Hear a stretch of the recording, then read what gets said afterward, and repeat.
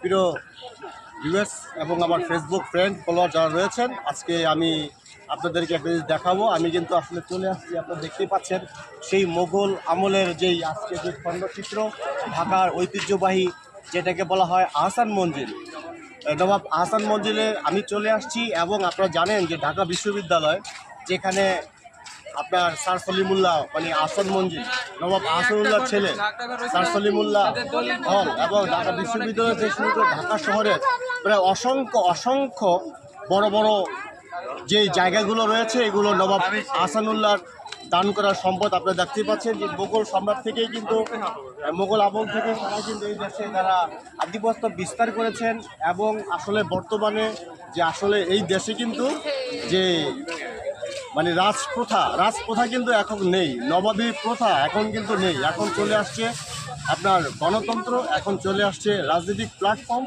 এখন সকল কিছু মিলেই কিন্তু এখন সেই আগের মতো মন মানসিকতা কিন্তু এখন আর মানুষের নেই, এবং প্রকৃতি কিন্তু হারিয়েছে যে নবাবের ভারসাম্য।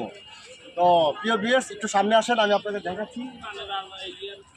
এখানে বসবাস করতেন নবাব আহসানুল্লাহ, যেটা আহসান মঞ্জিল বলে আসলে সারা পৃথিবীতে কিন্তু আজকে মানুষের কাছে আজকে পৌঁছে গিয়েছে এই নামটি।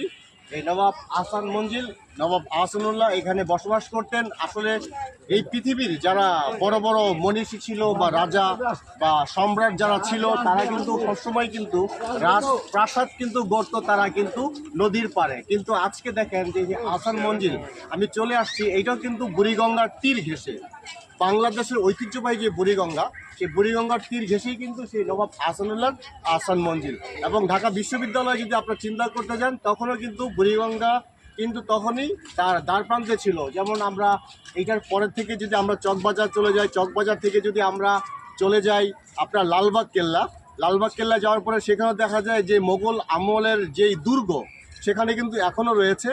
তো ওগুলো হয়ে গেছে এখন মানুষের ভ্রমণের জন্য, দেখার জন্য একটা পর্যটক কেন্দ্র। একটু সামনে চলে আসেন, আমি আরো কিছু আপনাদেরকে তুলে ধরবো। এটা হচ্ছে আপনার ফ্রন্ট সাইড, এটা হচ্ছে নবাব আহসান মঞ্জিলের যেই প্রধান যে ফটকটা, এটা কিন্তু আপনার সিঁড়িটা কিন্তু ধাপে ধাপে চলে আসছে কিন্তু বুড়িগঙ্গার পাড়ে। আর এখন এইটা হচ্ছে নবাব আহসান মঞ্জিলের, এটা হচ্ছে আপনার পিছনের অংশ বিশেষ। এবং পাশে রয়েছে কিন্তু আপনি এখানে বাগান রয়েছে, এখানে রয়েছে রাজপ্রাসাদ। এবং সেখান থেকে কিন্তু দেখেন আপনারা যে মোগল আমলে যেই সমস্ত যেই সিঁড়িগুলো ছিল, মানে এখান থেকে নামার যেই কত সুন্দর শিল্প মানে কারুকার্য আপনারা দেখতেই